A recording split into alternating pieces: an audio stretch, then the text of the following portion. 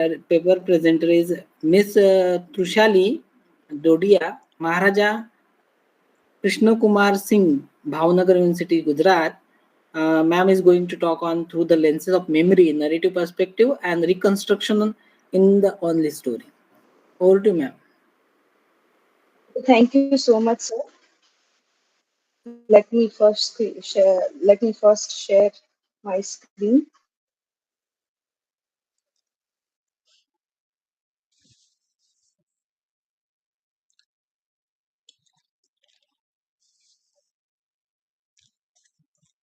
Is it visible, sir?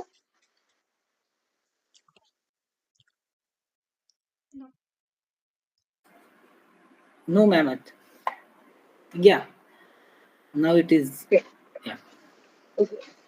So I'm Trushali Dudia, a research scholar at the Department of English, MK Bhavnagar University. And my today's paper presentation topic is Through the Lens of Memory, Narrative Perspective and Reconstruction in the Only Story by Julian Barnes. These are some of the points that I am going to discuss in this presentation. These are some of the research questions before looking at or before diving into the research itself. How does Barnes employs narrative structure to explore memory's complexities? Because memory is very much complex in terms of subjective and objective truths of an individual. How do shifting narrative voices represent different psychological states? How does the novel explore subjectivity and self-deception in autobiographical memory of Paul Robert, who is the narrator of the story? How is storytelling portrayed as a psychological coping mechanism? And last one, how does the novel's metafictional dimension challenges the notion of the truth? Well, Julia Barnes's novel, The Only Story, explores the memory and narrating constructions, which the novel focuses on Paul Roberts, narrator of the story, and his relationship with a lady, Susan MacLeod, who is almost 3 decades to his seniors. In the novel, there are shifting narrative voices. In the first part, there is first person narration, and then the middle part, there is second person narration, and in the latter part of the novel, which is the third part of the novel, is like narrated in the third person point of view. The novel examines how memory shapes and distorts personal histories, as Paul Robert does in the novel. First point is the unreliable I deconstructing the first person narration. In the novel, there is a progressive shift from first person to the second person and to the third person narration, in which, while looking at the first person narration, the narrator itself becomes self aware of the reliability of his memory that are thoroughly presented through the novel when we look at the textual evidences and the sentences spoken out by the narrator Paul Robert himself. There is this dual perspective of Paul Roberts. First one is youthful experiences and retrospective evaluation, who is recollecting the events of his past life as the novel is starting at where at the point where Paul Roberts is around his 70s and recollecting his youthful experiences and tries to reconstruct his memory according to his own beliefs.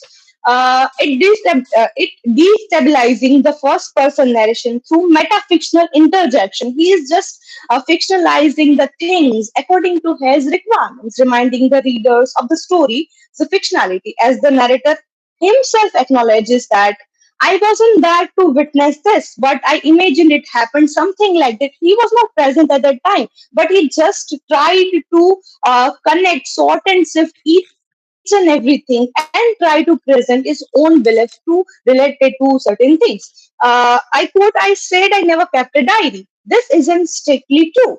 There was a point in my isolation and turmoil when I was thought we writing things down might help. End quote. So in the novel, Paul Roberts initially said that he hadn't kept any diary to recollect the things. But when the time comes of proving himself true or right, he says that it isn't strict that I have never kept a diary, but I sometime had written the things that was something to note down. He recognized unreliable and biased, but in which direction that he himself doesn't know.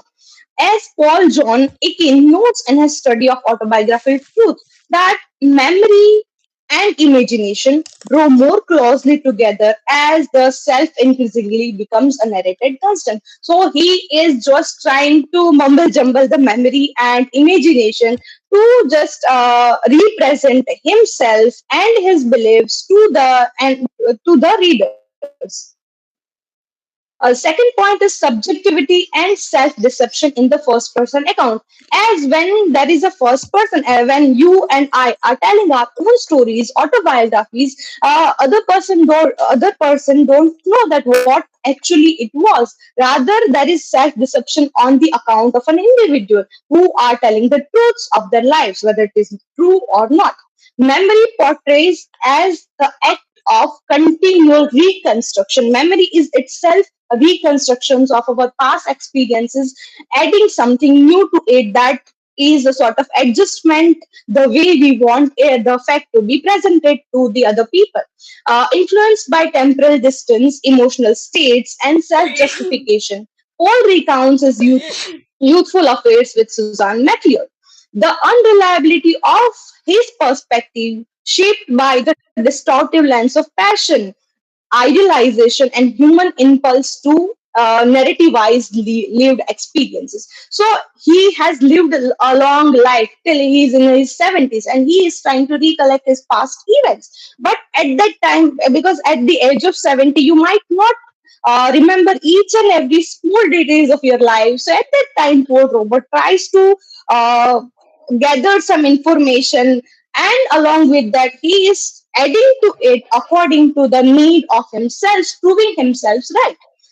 As Barnes says in the novel, I quote, I didn't pause to wonder at her motives, as Paul Roberts says, I simply accepted the opportunity she had given to me. So there is this love relationship between a woman who is older, 30-year older than him. So there is this emotive things come and opportunity comes, or the way Paul Robert accepted her. Richard Element notes that memory not only condenses and rearranges it, but it also rewrites. As Paul Robert tries to rewrite the story of himself and trying to portray to the readers. The narrator is always happy to expose the fictionality of his own novelistic self accounting, as he repeatedly said that I wasn't there to witness this, but again he says that this thing, exactly the thing happened is this. Additionally, Poetry says that all autobiography, each and every, is self-constructed fiction. So it is my fiction, my autobiography, comprised by willful omissions and embellishments. Because whenever we are telling our story to someone, we omit, we quit some truths of our life that may make our story less impactful and which can have a negative impact. So we try to sort and sift each and every memory through our willingness. Memory is a highly subjective act of reconstruction, the powerful urge to craft coherent narratives from messiness of our life. As our life is a sort of mess, containing so many events together. So we are just sifting them. An objective first person perspective. There is also the subjective truth of Paul Roberts. All personal histories are inescapably shaped by the vagaries of human subjectivity and self deception. What I believe is the truth, not others. So, this is how Paul Roberts tried to narrate his story. Storytelling, additionally, is a very psychological coping mechanism. We try to narrate a means of processing trauma. We tries to go back to the time we had a sort of trauma and try to recollect all the things and retell the thing. Storytelling facilitate emotional healing and personal growth, as like we often say people about our traumas, our past sufferings, and like there may be, or there will be the thing that are not true as the person is saying, but it works as a way of healing of oneself. There is also the concept of narrative truth, which is proposed by the psychologist Donald Spence.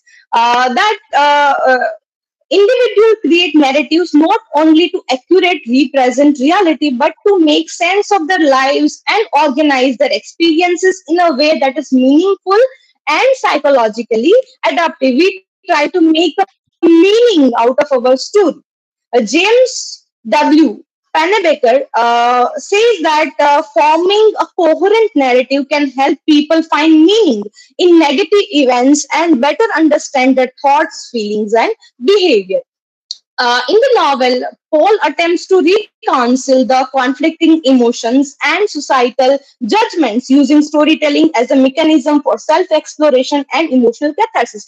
As being a 19-year-old boy and falling in love with a lady who is a 29-year older than him, he is in a conflict, in a societal judgment stage. So he is trying to portray an emotional catharsis at the age of 17, that what I have suffered through. But there is other point of Susan MacLeod that we don't know. We just are dealing with the narration of Paul Roberts as a first person narration.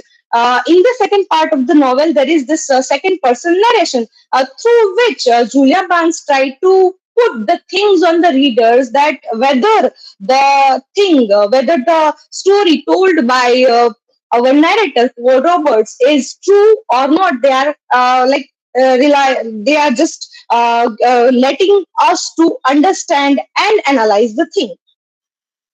Narrative reconstruction, which is proposed by Michael White. By reauthoring their life stories, individuals can break free from restrictive narratives and create new narratives that are more conducive to personal growth and well-being of oneself. The last point is the metafictional dimensions of memory, the act of storytelling, and there is this boundaries between fiction and reality. When any of the narrator is narrating the story in a first person point of view, there is a blur line between fiction and reality. We don't know that whether the person is whether what the person is saying is fictional or the reality. There can be both. The a mixture of fiction and reality. It can be solely fiction or solely reality. Subjectivity, what I believe, is truth and malleability, not depending on the memory, questioning the reliability of personal accounts, and challenging the notion of a singular and objective truth. What I believe is a truth. What I'm saying, what I'm feeling is the truth. As Barnes says in the novel, is I'm telling you this now. I'm telling you my story. It's a struggle to know where to begin, because whenever the Paul Robert tries to narrate his story, he is quite confused about the thing. So there is constant narrative instability from first person to second person to third person. In the third person, there is this omnipotentiality of the thing. But there also we find that the part of the first person narration is quite biased. Not only question the reliability of personal accounts, but also prompts readers to consider the broader implications of storytelling, challenging the traditional notions of truth, reality, and representation of marginalized voices. When we are talking about the first person narrator, unreliable narrator, that poses certain questions. When we are believing in any of the first person narration of any people, of any narrator, if we feel that that person is right or that person is wrong, then there will be the sort of marginalized voice who are emerging and telling their stories, and still we believe that there is a sort of fiction and reality together. So it can be there. I would like to conclude my presentation with the two quotes, as it deeply resonates with the novel itself. From the novel itself, I may have persuaded myself that this was the case. He himself is not sure about the thing, the incident exactly happened or not, and still he is telling the readers that this is my story, and you have to believe in that. Also, as Richard Ellman notes that memory not only condenses and rearranges, it rewrites. Similar way, Paul Roberts, the narrator of the story, The Only Story by Julia Barnes, tried to rewrite the incidents of his life that a reader can see and can observe from the beginning of the novel to the end when Suzanne dies. So, this is all about my presentation. These are some of the references that I have used while doing this research. Thank you so much.